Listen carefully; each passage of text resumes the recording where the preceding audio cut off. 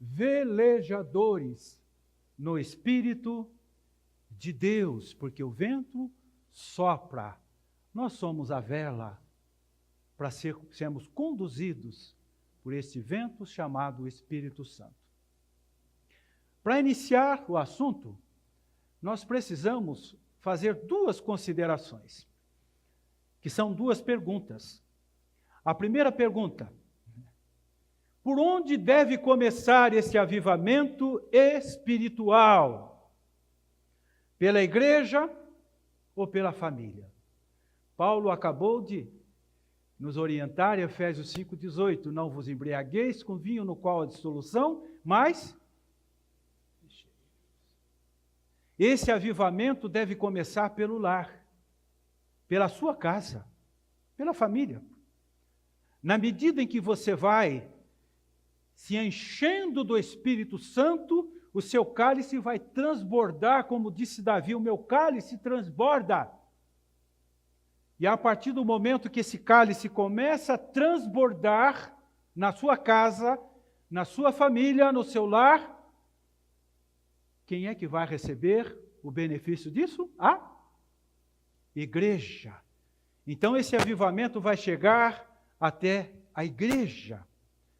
Portanto, é o grande compromisso inicial dessa série de mensagens de avivamento. Que cada família volte para casa dizendo: vamos começar aqui em casa esse avivamento espiritual, porque nós queremos que esse avivamento atinja em cheio a nossa igreja. Vamos ter uma igreja viva.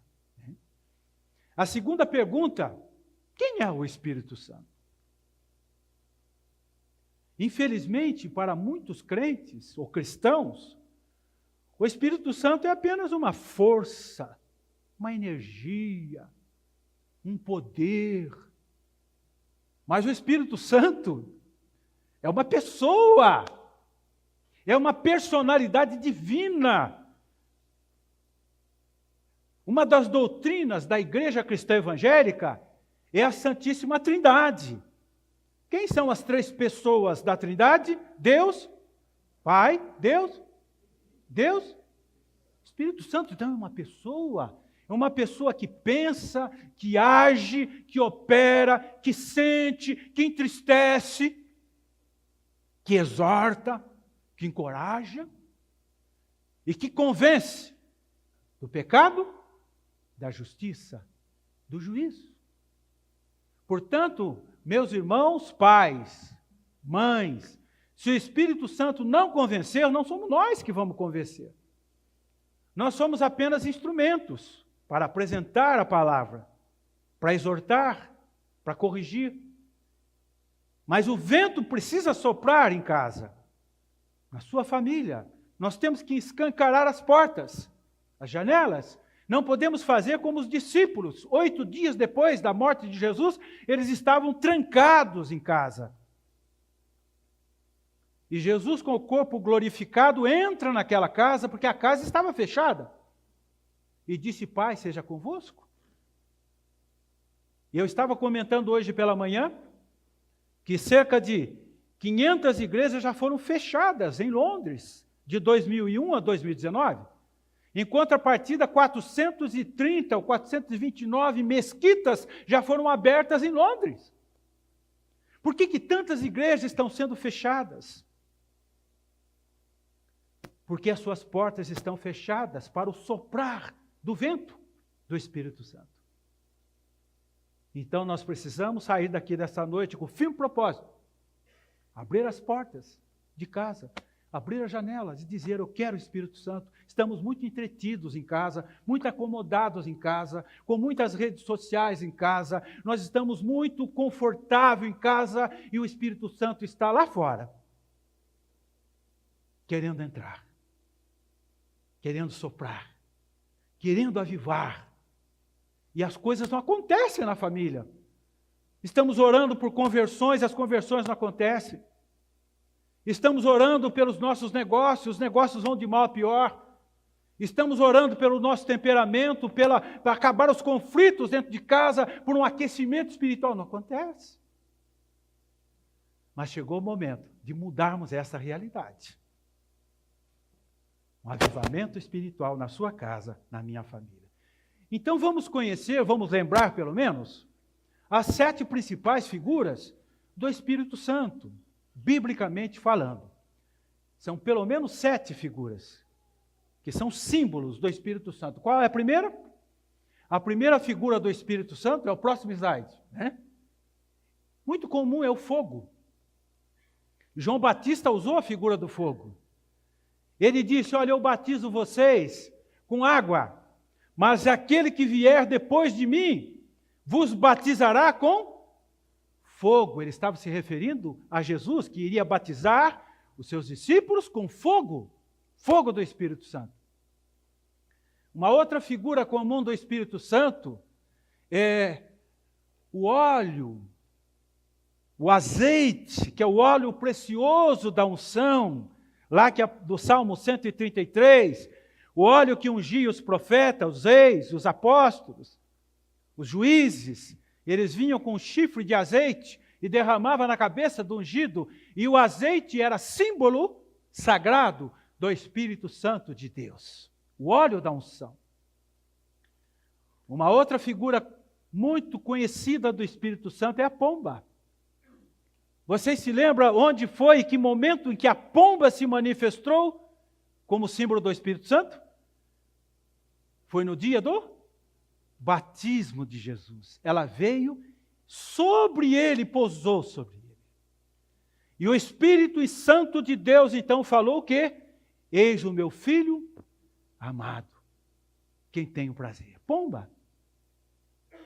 Mas o Espírito Santo aparece também na figura do selo, lá no livro do Apocalipse, onde os escolhidos de Deus são os ungidos de Deus, os selados pelo Espírito Santo de Deus. Aparece também na figura da água. E, finalmente, a figura do vento, que, ao meu ver, é a figura que mais se identifica com o Espírito Santo, exatamente por causa da palavra espírito, ou pneuma, que significa ar, vento, sopro. E nós vamos então usar esta figura para as nossas reflexões sobre o Espírito Santo. Por quem usou esta figura? Foi o próprio Senhor Jesus.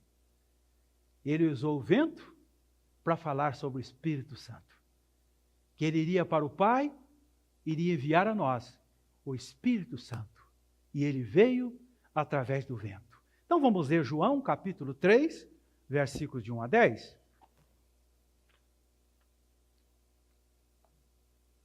João capítulo 3, versículos de 1 a 10. Havia entre os fariseus um homem chamado Nicodemos, um dos principais dos judeus. Este de noite foi ter com Jesus e lhe disse, Rabi, sabemos que és mestre vindo da parte de Deus, porque ninguém pode fazer esses sinais que tu fazes, se Deus não estiver com ele. Isto respondeu Jesus, em verdade, te digo, se alguém não nascer de novo, não pode ver o reino de Deus. Perguntou-lhe Nicodemos, como pode um homem nascer sendo velho? Pode, porventura, voltar ao ventre materno e nascer segunda vez? Respondeu Jesus, em verdade vos digo, quem não nascer da água e do Espírito, não pode entrar no reino de Deus. O que é nascido da carne é carne, o que é nascido do Espírito é Espírito. Não te admires se eu te dizer, importa-vos nascer de novo? O vento sopra onde quer, ouve a sua voz, mas não sabe de onde vem nem para onde vai. Assim é todo o que é nascido do Espírito. Então lhe perguntou Nicodemos, como pode suceder isso? Acudiu Jesus, tu és mestre em Israel e não compreendes estas coisas, que o vento sopra onde quer? Vamos lembrar alguns eventos de avivamentos espirituais na Bíblia. Vamos lembrar alguns. Vamos começar, por exemplo, com um avivamento espiritual no chamado Vale de Ossos Secos, no livro do profeta Ezequiel, capítulo 37. Que coisa fantástica. Vale de Ossos Secos.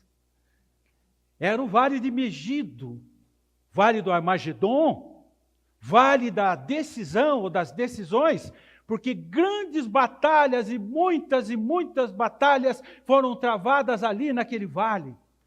Portanto, era um vale cheio de ossos secos. E de repente o Espírito de Deus soprou um vento de avivamento ali naquele vale de ossos secos. E o vento veio de 4 direções, norte, sul, leste, oeste, e começa a soprar, e aqueles ossos secos começaram a ganhar corpos, a ganhar tendões, a ganhar vida, e se transformou num exército de adoradores. Olha que coisa fantástica! Será que não é o que Deus quer fazer na sua casa? Transformar a sua família num exército de adoradores? Num exército de intercessores? Mas nós precisamos sair desse vale e receber esse sopro. Veio um vento impetuoso e soprou dos 4 ventos.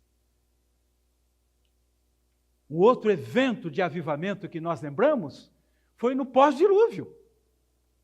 No pós-dilúvio, a Bíblia diz que Deus soprou um vento secador, e foi esse vento que foi secando as águas do dilúvio, secando a terra que estava tomada pelo dilúvio 150 dias. E a terra ficou seca, para que Noé pudesse descer com a sua família e começar uma nova civilização, uma nova geração. Podemos lembrar também do evento da abertura do Mar Vermelho. Quando Moisés estendeu o cajado para o mar, não foi o cajado que abriu o mar. Se vocês lerem bem o texto, ou lembram bem do texto, a Bíblia diz que soprou um vento oriental. E foi esse vento oriental que soprou o Mar Vermelho, e o mar se abriu em 2 paredes enormes. E o Espírito de Deus continuou soprando, até que todo o povo atravessasse. O Espírito de Deus estava ali, soprando. Podemos lembrar de outro evento de avivamento, que foi na viagem de Jonas. Famosa viagem de Jonas. O vento ali foi um vento tempestuoso. Por que o Espírito de Deus soprou aquele vento? Porque não foi um naufrágio normal. Aquilo foi algo extraordinário. Foi algo sobrenatural. Aquela tempestade. E o vento então sopra aquela tempestade. Tudo no sentido de mudar a rota do profeta.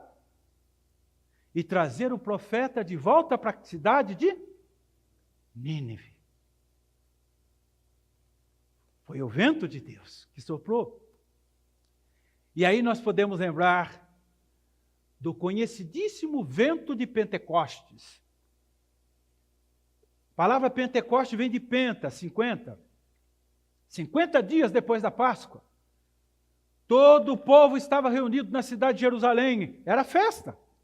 Haviam mais ou menos 11 ou 12 nações diferentes ali para ouvir o discurso de Pedro.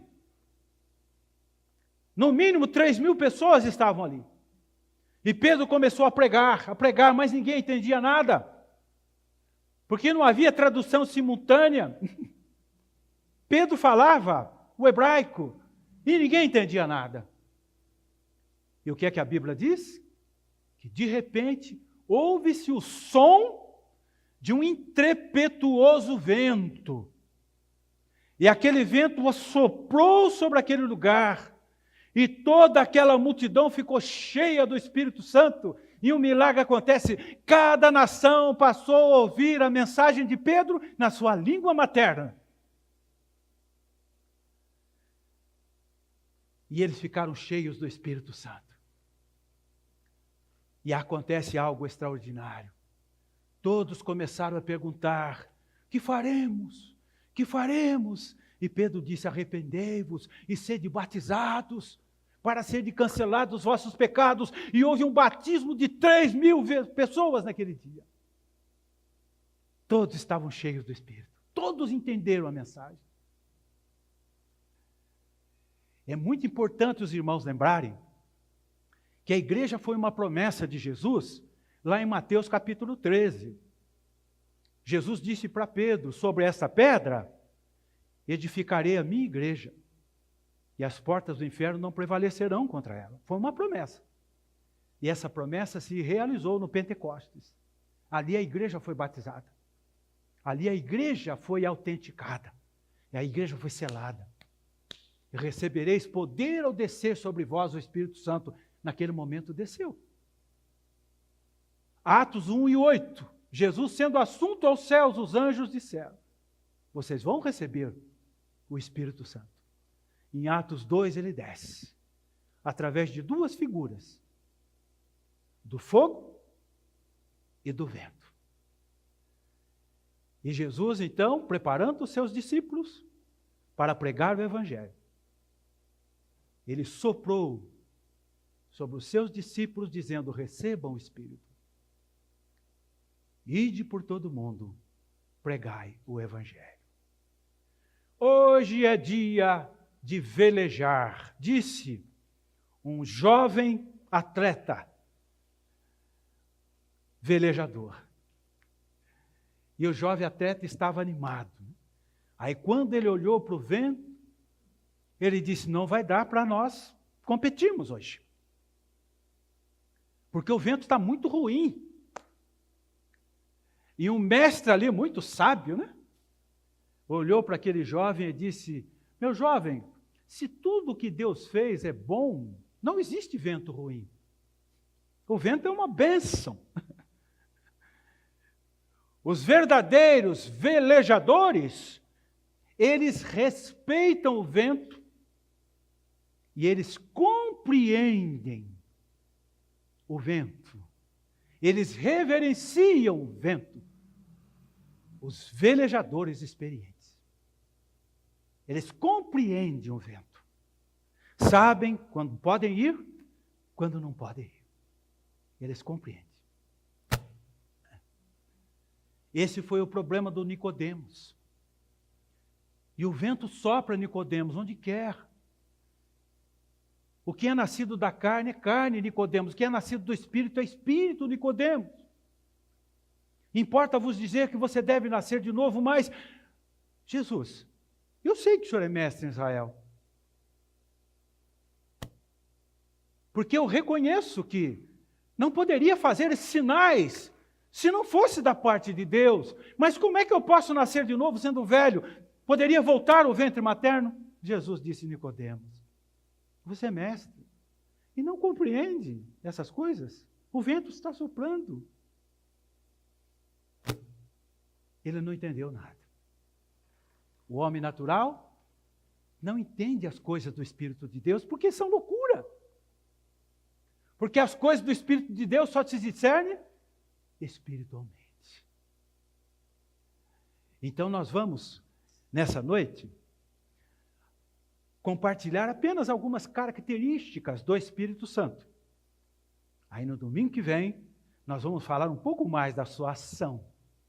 Mas hoje nós vamos ficar apenas com as características, pelo menos 4 características do Espírito Santo de Deus em nossas vidas e na vida da igreja. Então vamos para a primeira característica. Eu peço aos irmãos que olhem só para o verso 8. Está tudo aqui no verso 8. João 3, verso 8. Jesus diz assim: o vento sopra onde quer. Esta foi a primeira palavra de Jesus a Nicodemos. Então, quando ele diz o vento sopra onde quer, o que é que Jesus estava querendo dizer? Que o vento é livre. Assim como o Espírito Santo, o vento é livre. Não podemos deter esse vento. Nós não podemos condicionar esse vento. Nós não podemos impedir que esse vento sopre, opere onde ele quer. Ele é livre. Esta semana eu vi pela televisão que está acontecendo um massacre na penitenciária de Manaus. Uma briga lá entre os presos, já 40 presos foram mortos. Será que o vento pode soprar naquela penitenciária? E pode acontecer um avivamento lá naquele lugar. Ele é livre. É diferente desse ar que nós dependemos tanto dele, que é o ar-condicionado. O aparelho de ar-condicionado que sopra aqui entre nós e refrigera, ele pode ser comprado. Você pode comprar. Mas não tem como comprar o Espírito. Mas alguém tentou fazer isso, que foi Simão, um mágico. Ele chegou para o Pedro e achou maravilhoso Pedro fazendo aqueles milagres e disse: eu quero comprar esse dom. E Pedro olhou bem para aquele mágico ilusionista, né? E disse: que seja o seu dinheiro para a sua maldição. O Espírito não se compra. O Espírito não nos pertence. O Espírito Santo é de Deus. Ele está em nós e opera em nós. Mas ele pertence a Deus. Ele é livre, você só pode recebê-lo. Ninguém pode impedir a ação do Espírito. Quando Pedro chegou lá na casa de Nicodemos, né, ele teve uma surpresa incrível lá na casa de Nicodemos. Quando ele viu aquela família de gentios, cheios do Espírito Santo. Ele disse: isso não pode estar acontecendo aqui. Essa família é gentia, não é uma família judia, isso não é normal. Ele ficou irritado com aquilo. Quantas vezes nós ficamos irritados com o vento? Vamos pensar no vento, não é? De repente vem o vento e sopra na sua mesa, os seus papéis voam todo, seus documentos caem tudo no chão, as suas coisas caem no chão, você fica irritado, fecha essa porta, fecha a janela, esse vento não podia estar soprando aqui, e o vento vem e levanta o telhado, o vento vem e leva a lona da barraca, o vento derruba a árvore, cai em cima do seu carro, e nós ficamos irritados com o vento, mas ele é livre. Não tem como deter o Espírito. E Pedro ficou irritado. Porque a família de Nicodemo não era uma família judia, não observava os mandamentos de Moisés. Mas foi naquele momento que Pedro lembrou que quando ele vinha pelo caminho, ele teve a visão de um lençol cheio de animais que ele consideravam impuros, imundos. E aquela voz, olha o vento, soprou nos seus ouvidos: Pedro, Pedro, não torna imundo o que Deus purificou. Ele lembrou. E ele batizou toda a família de Nicodemos, que estava cheia do Espírito Santo. O vento sopra onde quer, ele é livre. Eu me lembro daquele missionário marroquino, eu já contei isso para vocês, que era missionário da OM. E ele estava no navio Logos. E o sonho dele é que o navio atracasse na ilha onde moravam os seus familiares. E o navio passou. O navio não pôde atracar ali. E ele ficou decepcionado. Aí o vento sopra. Ele deu uma tremenda inspiração. Ele começou a arrancar páginas da Bíblia. Chamou os amigos e disse: me ajudem aqui, vamos arrancar páginas. Agora vamos fazendo rolinhos. Agora tragam para mim bastante garrafas PETs, vazias. Foi pegando aqueles rolinhos de páginas de Bíblia e foi colocando dentro da garrafa PET, fechando. Agora joga no mar. E o vento fez o trabalho, foi empurrando aquelas garrafas até a praia. E mais tarde ele soube muitas conversões naquela ilha, através daquelas garrafas e da palavra de Deus que estava dentro da garrafa PET. Agindo Deus, quem impedirá? Ele é livre. Soprou lá na Síria, encheu o coraçãozinho daquela menina escrava. Ela enviou Naamã lá para o Eliseu para ser curado. O Espírito sopra no coração de Naamã. Naamã disse: olha, no coração do Eliseu. Eliseu disse, Naamã, mergulhe lá na água, no Rio Jordão, 7 vezes. Ele disse, é loucura. O homem natural é loucura. Por isso que disse Jesus, que é nascido da carne é carne. Que é nascido do Espírito é Espírito. E o Naamã foi soprado. Ele foi curado. Ele voltou convertido para a sua terra. Esse é o propósito de Deus. Soprar. O vento é livre. Em seguida, o que foi que Jesus disse? O vento, ele sopra onde quer. Ouves a sua voz. Então esse vento fala. O vento do Espírito Santo, ele tem voz. Ele fala conosco. Agora vamos pensar no vento comum. Quantas vezes nós deitamos para dormir à noite e ouvimos o som do vento? Ouvimos o sussurrar dos ventos? O assobio do vento? Quem aqui já ouviu o assobio do vento? Levante a mão. Quase todos. E os mais antigos até conhecem aquela canção, né? Vento que assobia no telhado, chamando para a lua espiar. Vento, diga por favor, aonde escondeu meu amor? O vento assobia. Na plantação. É o som, é o vento falando. É o vento sussurrando. Mas, por outro lado, esse vento também, ele pode ser fúria. Nós podemos ouvir a voz desse vento num ciclone, num tornado, num tufão. E quando ele passa, ele destrói.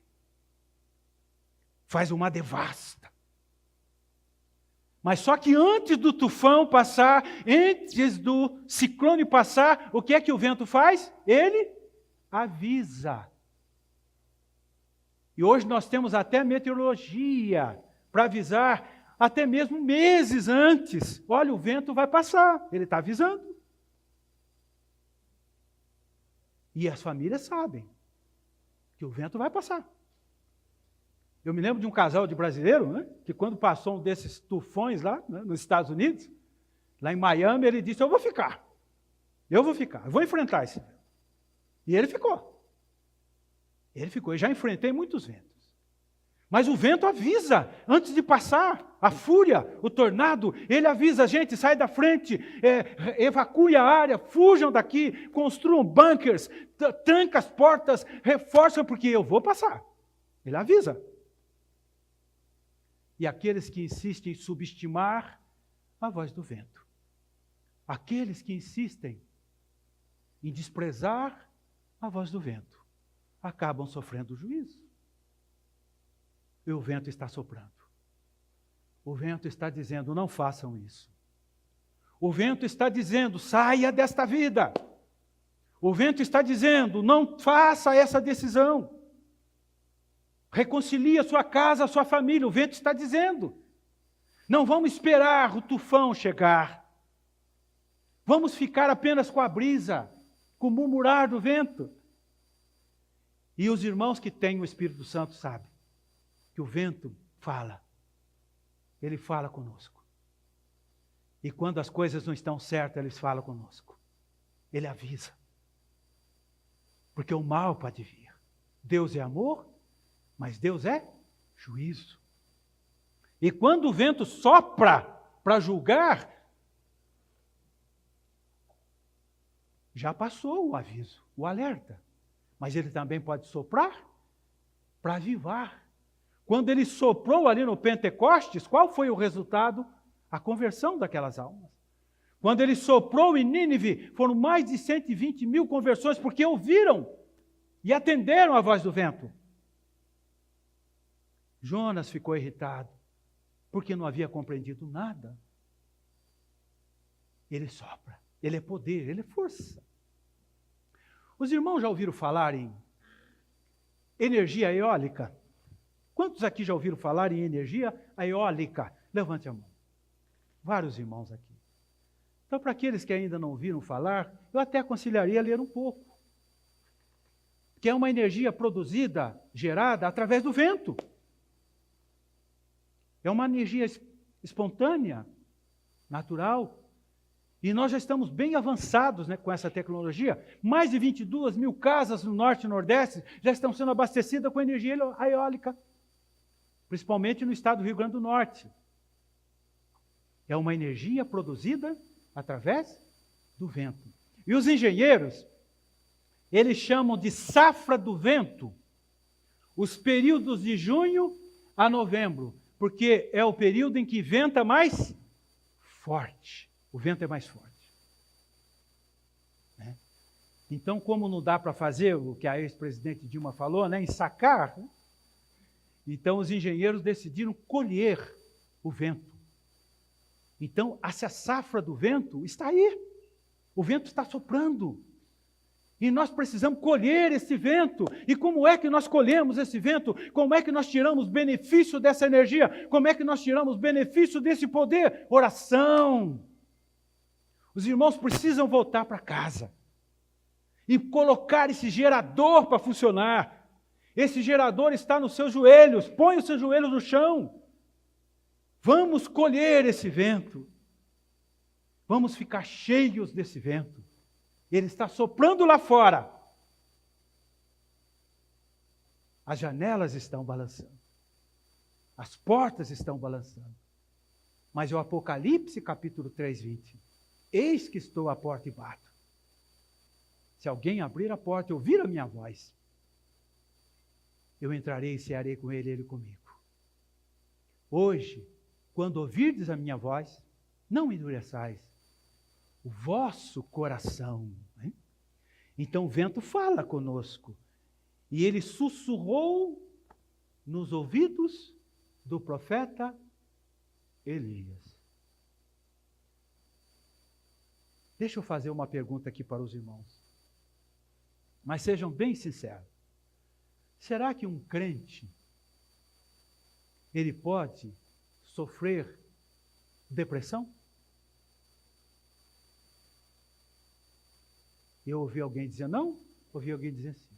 Não. Levante a mão quem acha que pode sofrer. A maioria. Nós não somos melhor do que o profeta Elias, homem de Deus, que enfrentou os 450 profetas de Baal, com uma oração poderosa, fazendo o fogo descer do céu. E foi esse profeta, cheio do Espírito Santo de Deus, que enfrentou uma terrível depressão. Ele desistiu de viver. Ele entrou numa caverna e pediu a morte. Ele disse na sua oração: Senhor, eu não sou melhor do que os meus pais e nem melhor do que os profetas. Basta! Enquanto ele estava dentro daquela caverna, com portas trancadas, ele ouviu um fogo abrasador lá fora, um terremoto. E de repente, um sussurrar do vento. A Bíblia diz um cício suave, ou seja, uma brisa soprando. E uma voz: Elias, o que fazes aqui? Então ele sai, ele escuta aquela voz. E aquela voz entra no coração de Elias. E Deus disse: Elias, você vai ungir alguns profetas. E eu tenho uma saída vitoriosa para você. Você não vai morrer. Você não vai experimentar a morte. Ninguém vai assinar o seu atestado de óbito. Você vai vivo para o céu. Porque você é um exemplo espiritual de crente. E Elias foi arrebatado. Como? Num redemoinho. E depois, um carro de... Olha o Espírito Santo. Vento, fogo. Batismo de Pentecostes. Vento, fogo. Vento e fogo. Esse é o propósito de Deus. Curar as nossas feridas. Fazer de nós crentes avivados e não crentes deprimidos. E esse avivamento pode acontecer na sua casa. Jesus disse, o vento sopra onde quer. Ouve a sua voz, mas você não sabe de onde vem, para onde vai, porque ele surpreende. Ele é surpreendente. Ele nos surpreende com a sua força, com o seu poder. Tinha um garoto, por exemplo, soltando um pipa. Soltando um pipa. Aí alguém passou e perguntou, o que você está fazendo? Ele falou, estou soltando um pipa. Mas cadê o pipa? O pipa estava tão alto, no meio das nuvens, que ninguém enxergava o pipa. Mas ele estava lá. Mas eu não posso ver o pipa. Mas você pode sentir. Segura aqui na minha linha. É verdade. A força daquele pipa, o poder daquele pipa estava na linha e ele podia sentir. O vento sopra onde quer. Você não sabe para onde vem, nem para onde vai, você não pode ver. Mas você pode sentir a sua força, sentir o seu poder. Surpreendeu Paulo e Silas na prisão. E eles começam a cantar. Surpreendeu os presos. Deu aquele terremoto, a cadeia se abriu, ninguém fugiu. Surpreendeu o carcereiro. Cadê? Os presos estão aí? Estão, mas não fugiram. Não. Surpreendeu Paulo e Silas, quando o carcereiro de Filipos perguntou, o que devo fazer para ser salvo? Crê no Senhor Jesus e será salvo, tu e tua casa. Todos eles foram batizados e receberam o Espírito Santo. Foi um avivamento espiritual na vida de Paulo e Silas, daquela família. E finalmente, ele é inspirador. Ele sopra onde quer. Ele inspira. Está aqui uma outra palavra que explica o Espírito Santo. Tem uma palavrinha técnica que os professores de português devem conhecer bem, né? Etimologia. Etimologia da palavra. O que significa inspirar? É a mesma coisa que respirar. Então, quando nós vamos ao médico, o médico pega aquele aparelhinho chamado estetoscópio, põe assim na gente, e o que ele diz? Respira fundo, não é assim? É? Aí o irmãozinho, quando chega assim a uma certa idade, né, faz... né? Mas o médico escuta. Eu sempre tive curiosidade de escutar naquilo. Porque o médico põe assim, põe aquilo ali, ele fica sério, né? Respira. Eu sempre tive curiosidade de perguntar, o que o senhor escuta aí? Será que é só o barulho, né? Respirar. Inspirar é a mesma coisa. Respira, inspira, enche os pulmões. Respirar, inspirar significa encher os pulmões. Ar, oxigênio. 2 Timóteo 3,15. Toda a Escritura é inspirada por Deus. Inspirada por Deus. Quantos livros tem a Bíblia? Total? 66 livros. Por que só 66? Porque os 66 livros da Bíblia são livros inspirados. Então nós podemos dizer, são livros assoprados. Deus soprou, como as mães assopram, quando as crianças estão cantando aqui na frente. As crianças vão recitar o versículo, as mães ficam assoprando. Eu não sei se alguém aqui já foi monitor de provas, né? Sei lá, supervisor de provas nas escolas, né? Esses supervisores são terríveis, né? Eles ficam assim para lá e para cá, aquele silêncio. Oh, mas dá vontade de falar, vai tomar uma água lá fora. E eles ficam assim. Aí quando alguém... Não assopra, não pode assoprar. Não é assim? Não pode assoprar. Moisés ficou 40 dias e 40 noites recebendo o sopro. Deus assoprando. E ele foi escrevendo. Escreveu os mandamentos. Tudo assoprado por Deus. Aí depois Paulo, o Espírito Santo foi assoprando 13 cartas. Toda a Escritura foi soprada por Deus. E útil para o nosso ensino. E eu termino dizendo, esta noite, que esse é o propósito de Deus. Inspirar as famílias. Inspirar as famílias para ter um avivamento através da palavra. Um avivamento através da oração. Um avivamento através da comunhão com a igreja. Que as coisas possam mudar na sua casa, na sua família, no seu lar. Que nós possamos acordar de manhã inspirados. Eu vou para a igreja, inspirados, olha, eu vou ler a Bíblia, inspirados para orar, inspirados para contribuir, inspirados para interceder, crentes inspirados, não crentes deprimidos para baixo. Crente cheio do Espírito é crente inspirado. Já começa o dia dizendo, bom dia. Às vezes eu subo no elevador, eu desço, né? Às vezes eu dou um bom dia. Nossa, o pessoal abaixa a cabeça. Bom dia para quem?